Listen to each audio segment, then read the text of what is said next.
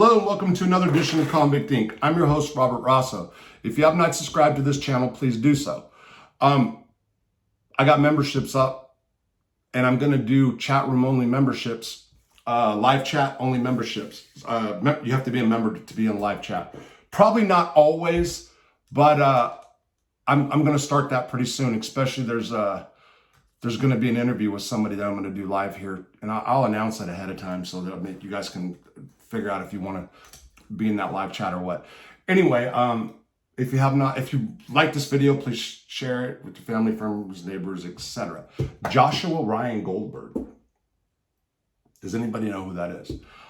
Has to be one of America's biggest trolls. I mean, honestly, I say that, but I have to really look and see, like, if there's somebody that just stands out more. So I first became familiar with Goldberg, as we called him, Goldberg, in M Unit. Was it right before COVID or during COVID?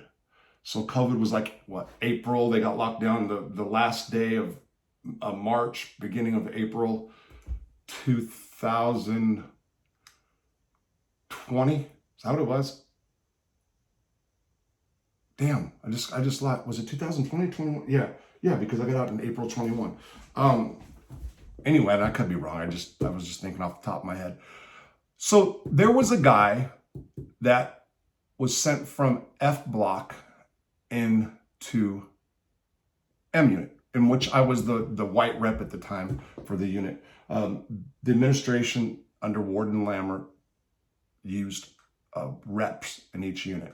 So some administrations do whatever. Some guys are reps even without wardens, but what I'm saying that's how they like to play it. So if there's ever an issue, like, they like to go to the white reps. If there's bed moves, they like reps period, not white. They like the reps to do the bed moves, et cetera, yeah, and whatever. So I was the rep in that unit at that time. Well, and it was during COVID because they weren't doing moves from unit to unit during COVID. And here comes a guy, and you can see by the thumbnail what Goldberg looks like. Doesn't look like your typical prisoner, looks a little strange. Some could say sex offender-ish, and I don't mean that to slight him, and I think he agreed with that before, whatever. But you can tell he was different. And what I mean different, a little eccentric type, had a very large vocabulary. You can tell he was a smart guy, really well educated. But you just didn't know what was up. And then, I said, hey, why did they just move you over? And he goes, because I almost got into it with the guy named Ben, blah, blah, blah. And I knew who the guy he was talking about was.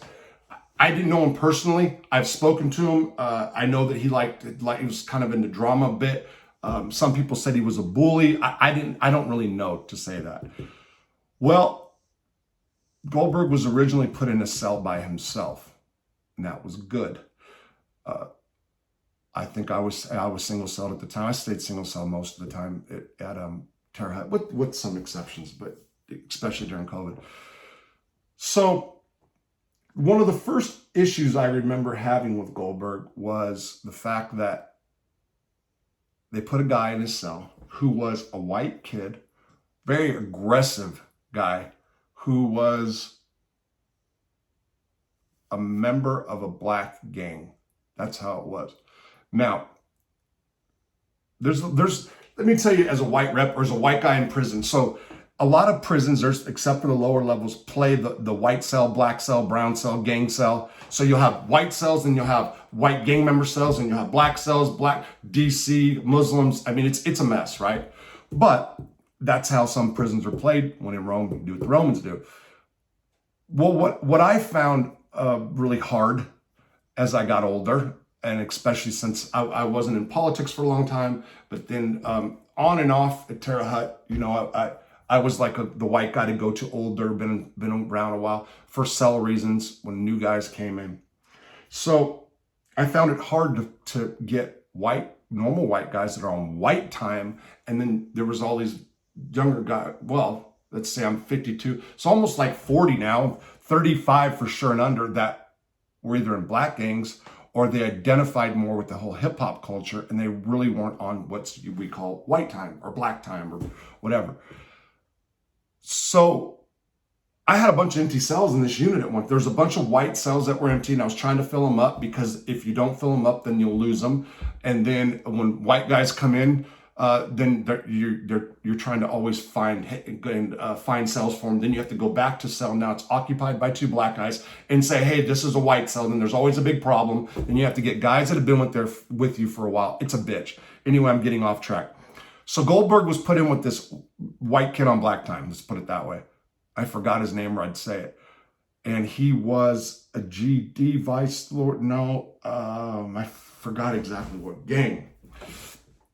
But a day goes by, and here comes Goldberg. This guy's bullying me. You'll hear him talk in just a second. But what do you mean bullying you? He's picking on me. He did this and that. He got drunk last night. He's a drug addict and blah, blah, blah. Okay, so all right, well, there's nothing we can do right now. The case manager's not in, so he's not going to move. So a couple more days goes by, and I think the case manager was out, or they wouldn't move him. And the issue with these 2 guys started getting worse. I didn't realize that Goldberg was like a pain in my ass. He was like, 2 things happened. He was like always needing something. But then, as he realized that I would talk to him and not treat him some certain kind of way, because he was kind of a target for guys that like to pick on other guys, for sure. Because he would talk back when he was bullied around and stuff like that. And he wasn't the type that was going to fight. He would be the type that I'd be worried about, like going off and stabbing somebody to death, but he would not be the type that's going to go in the cell and fight you, okay? But I also realized, like, as I engaged more with him, the more he wanted to come talk to me, because he was, starving for conversation, for sure, but he wasn't used to, like, guys treating him normal. And I did, straight up. There were times that was trying, and he would really try my, and he would just he was always there. Like, he always needed something, a pencil. But anyway, I got to like him, and through guys, especially guys that I was cool with, they saw me talking to him, so then they got cooler with them. He was picked on for a minute, for sure. Anyway, let me go back. Who is Joshua Goldberg? Okay, so I didn't do that. Goldberg is an American internet troll convicted of attempting a bombing on the 14th anniversary of the September 11th attacks while posing as an Islamic terrorist affiliated with ISIS.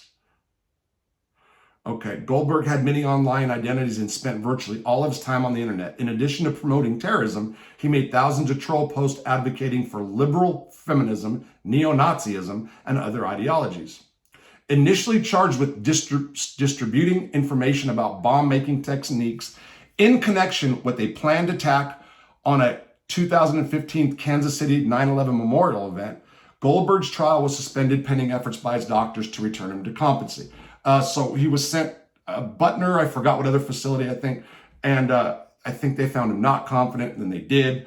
Goldberg was returned to competency, and on December 20th, 2017, pled guilty to a federal charge of attempted malicious damage and destruction by an explosive of a building.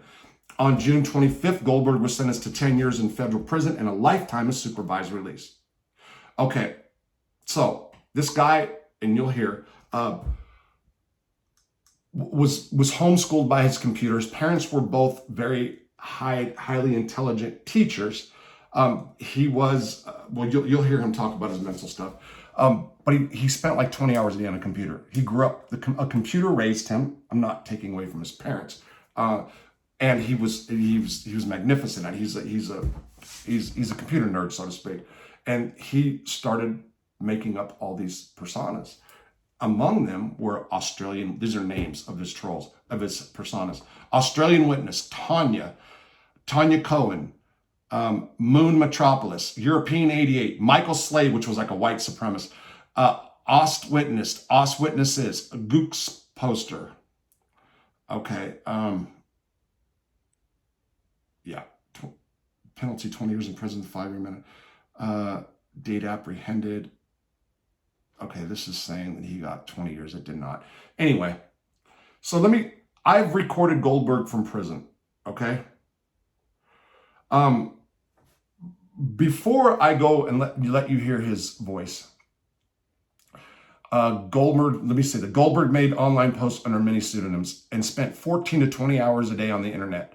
After learning of his internet activities, the FBI attempted to place him under physical surveillance, but this was generally ineffective because for several weeks he did not leave his parents' house or open the front door.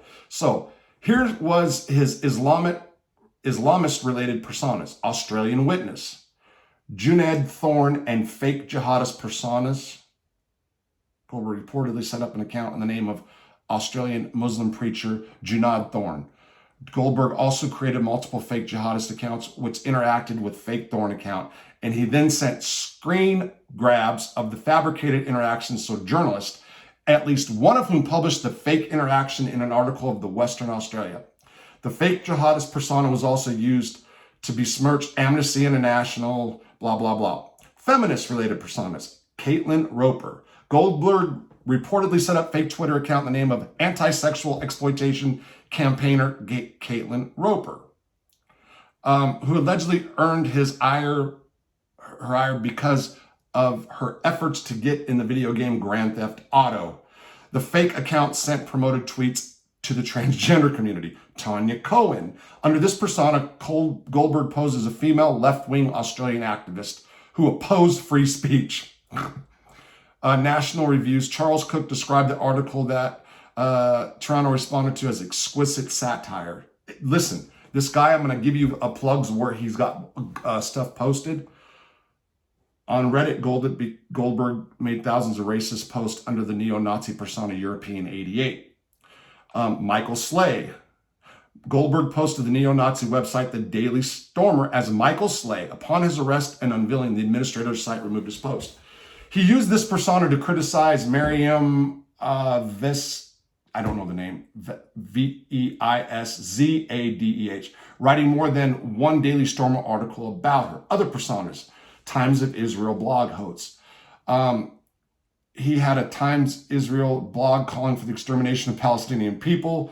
The article was written by Josh Bornstein. It was believed the hoax was perpetrated by white supremacists. Philosophy of rape. Ooh, this is new to me. A subreddit that advocated corrective rape against whores and feminists. Okay. It's just because there was persona. Goldberg was also active on Twitter. A free speech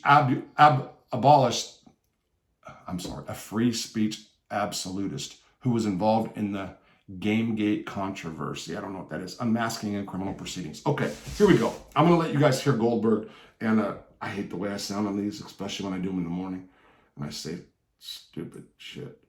So let's try this. Public school until 5th grade. As far as how you got. Okay, so let me do this again. Okay, I'm trying to get this out on Thursday, by the way. So here's the deal. I'm going to explain all about your case before I play this tape. So please tell I hope me you guys can hear that into this table. Please tell me growing up, what your life was like. What way? Well, I mean, you started on the computer as far as school, as far as how you got into okay. So how long did you go to school for? Up until what grade? You mean like public school? Yeah. I was in public school until 5th grade, which is when my mom pulled me out of public school and had me take online school instead. I briefly went back to public school in 9th grade, but I didn't like it, so I decided to go back to doing online school for the rest of my schooling. Okay. So you then got into at what point did you start taking on different personas, and which ultimately led to your criminal conviction, I should say?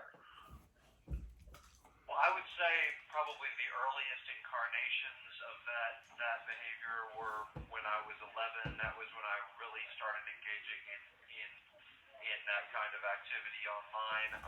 But it didn't take on quite the magnitude of what it was at the time when I read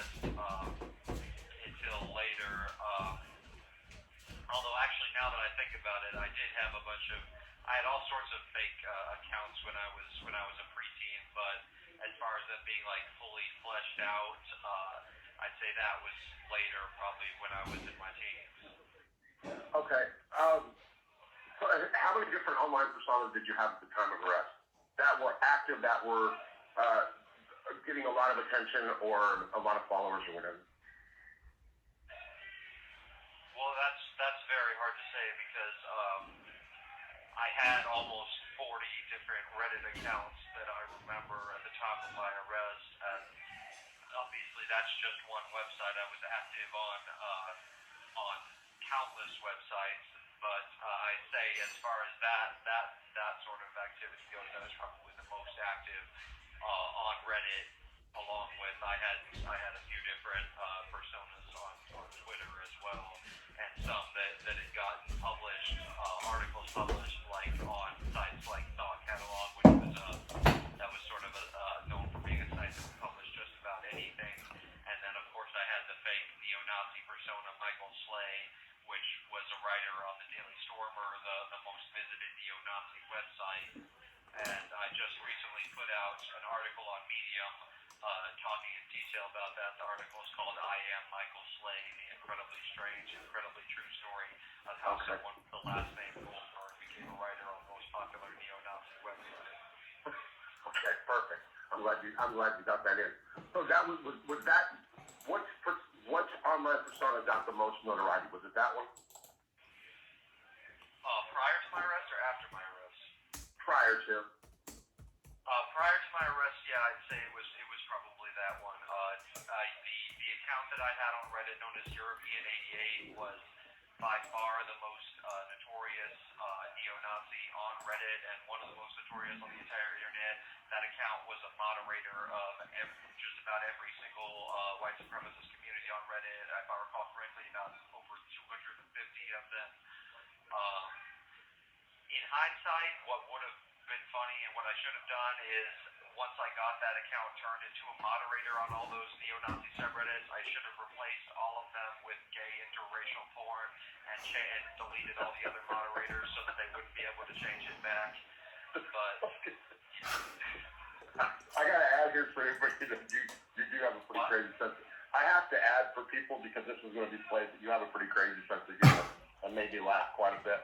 Anyway, so what was your favorite? What's the favorite one you created? Was it that one? oh, well, that's hard to say.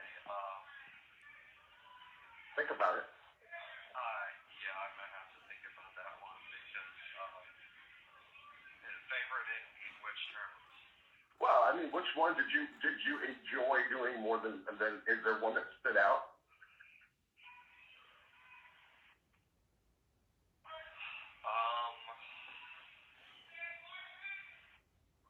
Well, Okay. that's a tough one. Okay. Really a tough one. Okay. I mean, I'd say that one, like I said, that one got the most attention, but it's very hard for me to pinpoint what exactly my favorite one is because, I mean, well, first off, I don't want to come across like I'm taking any kind of pride in engaging in that kind of, Nice. Okay. online. But, Yeah. Okay. I just was trying to put you back in frame of mind back in the day, back before you got arrested and everything happened. So, okay, the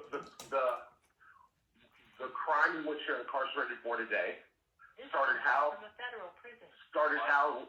The crime in which you are incarcerated for today started how? What was the name of the online character or whatever you want to say? And what happened? Well, the one that I got arrested for was known as Australian Witness, which purported to be a Lebanese-Australian ISIS supporter. Before that, I had experimented with operating some fake ISIS accounts on Twitter that never really took off, but that one got some attention early on, and then it grabbed the attention of some journalists, and I had really wanted to abandon that account altogether, to be honest, because I knew what it could potentially lead to, but at this time I was being egged on by an Australian journalist who later broke the story about me after my arrest, but that was what ultimately led to my arrest was that persona, the Australian Witness persona. Okay, what exactly, when you got indicted, what were you indicted for and convicted of? My initial indictment was for distribution of bomb-making materials with intent. It was later changed to attempted malicious destruction of a building with an explosive device. Okay. And what did they say you did? You tried to entice people to go blow stuff up? Is that basically in a nutshell what it is? That is what they said, yes. At my trial, they went out of their way to portray me as someone who was actually sincerely committed to ISIS ideology, even though I knew they knew that was not the case. But my lawyer hardly said a single word at my trial. He didn't really have witnesses that he called to stand. He briefly called my mother to the stand at the beginning and asked her a few questions that were largely completely irrelevant and insubstantial. And then he didn't really say anything for the rest of the trial. It was entirely the prosecution. And in the presentation that my lawyer presented to the judge,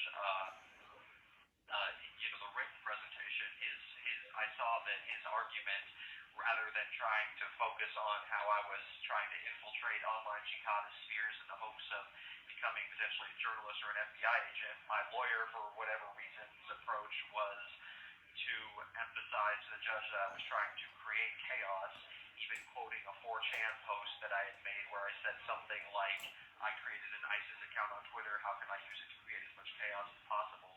It's very hard for me to imagine how exactly he thought that that would help my defense, but needless to say, it didn't. The plea deal was for 8 years. The prosecutor asked for 8 years. The judge felt that that was not enough and gave me 10 years. Oh, the judge gave you like an upward departure. Well, yeah, he gave you more time than even the prosecutor was asking. How long was your trial? How long was it? How many days?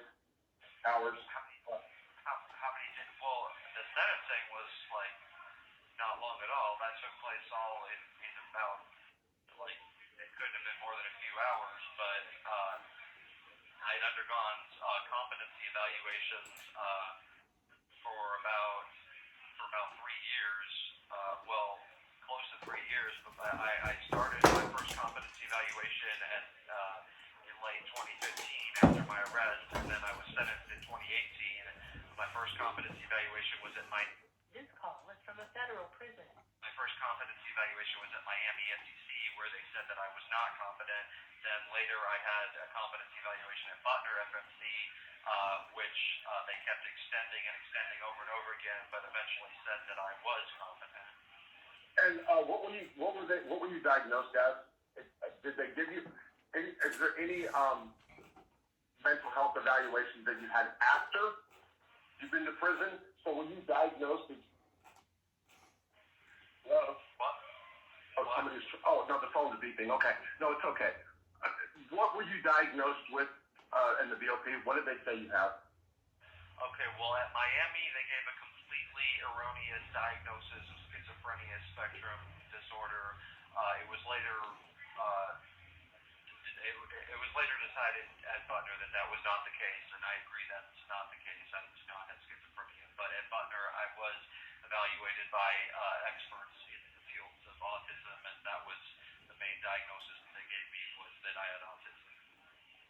Okay, and that's the first time you found that out? That's the first time you were aware of that? And the first time a psychologist has ever diagnosed you with that? It was the first time I had been officially diagnosed with it. I knew that I had that for a while on the street, and the psychologist that I saw on the street, I repeatedly brought it up to her, and every time she would just blow me off and tell me I didn't have it. I had a completely worthless psychologist on the street, but on the street I did know that I had autism for a while, at least since I was probably about maybe 15 or 16 or so, but I did not get any actual diagnosis of autism until after my arrest. Okay, let me ask you this. Tell me about a day in the life of Joshua Goldberg on the street. At what point in my life? How old were you when you got arrested? I was 20 when I got arrested. Okay, so 19-year-old Joshua Goldberg. Tell me about your day. Well, at that point, I was living a very reclusive life. I was in college. I was enrolled in college classes. I had not moved to a college campus yet, but I do recall there was one class that I did take in person at the college. When I went to that class, I did not actually talk to anyone, and I would wait till everyone was gone before I talked to the teacher. But I was enrolled in college classes, but I took as many classes online as I could. I lived a very, reclusive and solitary life. I based my life around avoiding other people as much as possible. A lot of people have called me a loser because of that, but the thing they fail to take into account is that I willingly elected to live that way. I was not someone like Elliot Rodger or Alec Manassian who acted like a disgusting creep and got rightfully rejected by everyone. I was not considered a disgusting creep. It was simply that I tried to be alone as much as I possibly could. Okay. Yeah. Okay. So, in prison, how are you doing? Well, on that note, what's actually ironic is that I am probably the most well-liked person on the unit, although, again, I'm still the biggest loner on the compound. Nobody has a problem with me. Almost everyone thinks very highly of me, and they regard me as being the most trustworthy and reliable inmate, someone who's never going to do them wrong. I have been targeted by certain staff members because they see me as an easy target because of my autism. But that's typical behavior for people that are in law enforcement. It's mainly people that were bullies in school that seek out careers in law enforcement. Okay. Are you going to get cut off in just a second? You got 15 minutes, right? Yeah, we just need. Okay. So, can you call back or not? Call back when? Anytime, like right now. I have my phone all day. Okay, I'll try to call back. Okay. I would like to do one more. Okay. All right. Bye. Okay, I don't know if that works for you guys. Like, it's weird kind of sitting here. I was reading through different stuff. There's one thing I want people to know. So Goldberg writes, fantastic writer, a bit wordy, big words, uses big words. He's an intelligent guy, and he gets carried away with that. I've told him that too, so it's not like talking behind his back. He was at Coleman originally. He said, and he wrote an update in the first letter that he wrote. Let me see. Damn. Where's this letter? And this is on medium.com. So on medium.com, he wrote the first statement of Joshua Goldberg. Come on, man. Right, mouse. First public statement from Joshua Goldberg. This is how come he got kicked out of Coleman. Due to staff at Coleman determining that I posed a threat to sex offenders, he had been shipped to a different institution. To contact me, to Goldberg, write Joshua Goldberg, 63197-018 Terre Haute Federal Correctional Institution, P.O. Box 33, Terre Haute, Indiana. So you can, Goldberg is Goldberg. He'll write anybody back that writes him, by the way. Really smart guy, for sure he'll write back. Likes to correspond with people via email, all that. But go check out some of his writings. Damn, where's that last one? Oh, I am Michael Slay. I was just going through that right now. You guys, it's long, and if you got time, but check it out. Look at the I mean, this dude's he's got like white Nazis, and talks about him being writing for the Daily Stormer about his article about legalizing rape is good fundamentally for America. It's like, well, he was trolling though, I was like, that's what it all was. Okay, so yeah, it's a bit long, this video. I don't know how this is going to work out for real. So let me do the second recording of him and final one. An iPhone 12. That's the one. One thing I want to make as clear as I possibly can. Yeah. Really deleted was that most people who are Over other. Hold on, I'm sorry. Well, I got my personal one is Ah. started right over of the conversation. What is there anything you want to add that you want people to know yourself?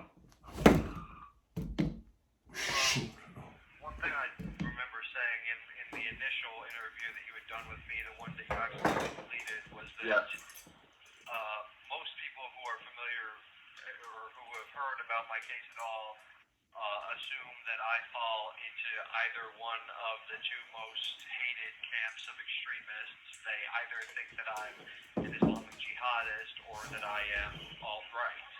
And one thing I want to make as clear as I possibly can is that I am absolutely not either of those things. Okay. Yeah, you're right. I did do that. And by the way, just so people know, I did an interview with them earlier, and I deleted it somehow. Anyway, it goes back to the technology thing. So, since you've been in prison, how many articles have you written, and how many are published, and where are they published at? Well, since I've been to prison, I've only put out 2 articles, both of them on Medium. I put out that public statement on Medium in 2018, and then I put out the I Am Michael Slay one this year on Medium. Medium is a website where anyone can just publish their articles. It's not like a site where one has to get their articles approved for publication. It's not anything like that. It's essentially the equivalent of a blog. Okay. What's the release date as of right now? What? What's your release date as of now? I could potentially get released next year. Okay. What's your plans for the future? That I have not figured out, to be perfectly honest with you. I have no idea what I should do in the future. Have you given writing a thought? You're one of the really, really talented writer. I mean, it's something recordings. You can probably dive into when you get out, I'm sure. I mean, anything is going to be extremely difficult for me because of the baggage that's carried with the charge that I was given. There aren't many publications that are going to be willing to give any kind of voice to someone who's perceived as being a terrorist, even though, I mean, I'm not a real terrorist, but the government has me labeled as a terrorist, and publications are not going to be eager to give a voice to someone like that. Well, I guess that's one of the reasons I wanted to do this, is because I did meet you. I did know you for some time, and I clearly know that you're not a terrorist. So what people perceive, maybe this can help change their mind and get to understand the real you. And I kind of disagree with how you think and feel about what's going to happen when you get out. I think it could be the opposite. Things are different, Josh. I mean, even since you've been in, that might be a selling point. That might be a reason why people want you to write for their publication, especially when they see how well you write, how articulate you are, and so I think there's a future if you wanted it. My opinion. You think there's a what? A future in journalism for you if you wanted it, or to do something that way, or even start your own YouTube channel or something. I mean, it's crazy. It's totally different. I mean, how many years you been in right now?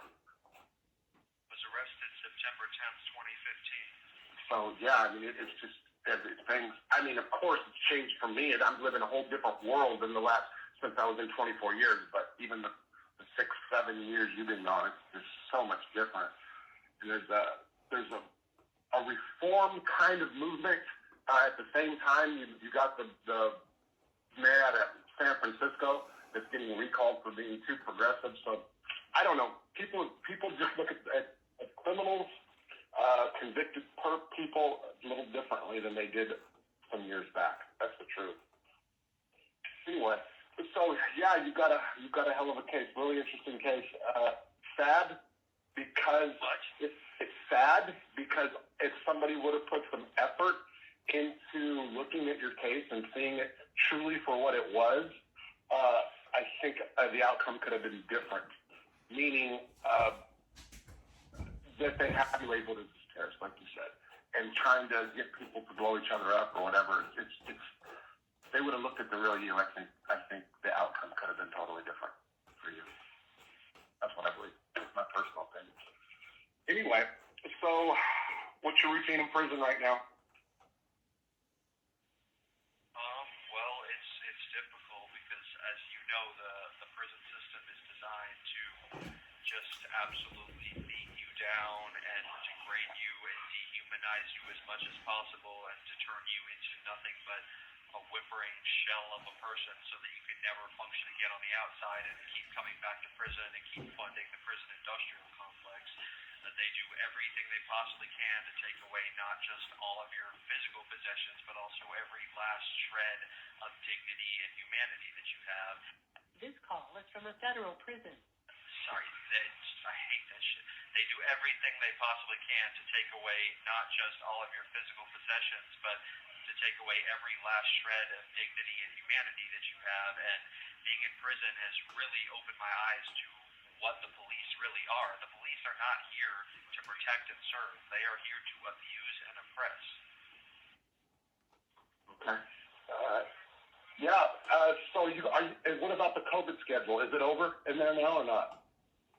They were loosening up as far as the COVID restrictions go, but now they're back to tighter COVID restrictions. And you would think that the uptick in COVID cases would lead to tighter, safety measures in the kitchen, but no, the kitchen here is still run like some kind of comedy movie caricature of a badly run kitchen with cockroaches and mice and rats everywhere. They were forcing people to work in the kitchen when they knew they had COVID.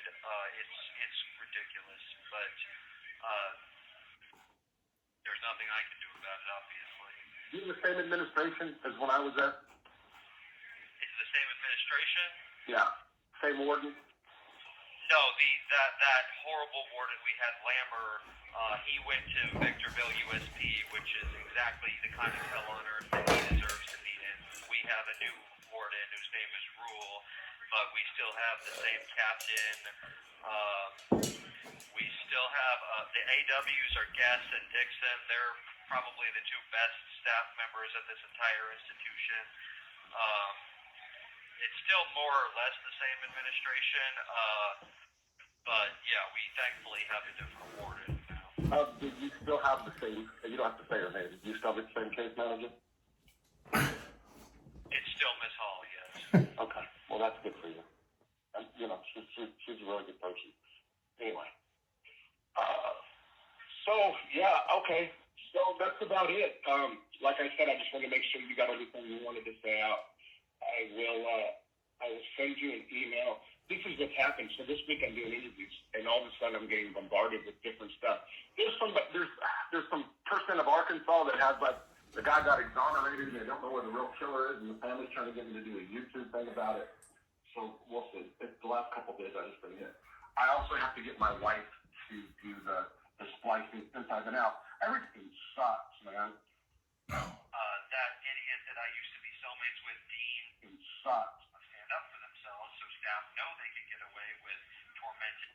Anyway. It's horrible. I mean, they like I said, they go out of their way to single out people like me because This is they staff. see me as being, a weak link. It was especially like you were at Butner, and the staff at Butner FFC, they're the most vile and sadistic I've ever encountered, and the primary reason for that is because at Butner FFC, most of the inmates are mentally unsound and therefore cannot stand up for themselves, so staff know they can get away with tormenting and abusing and antagonizing the inmates there.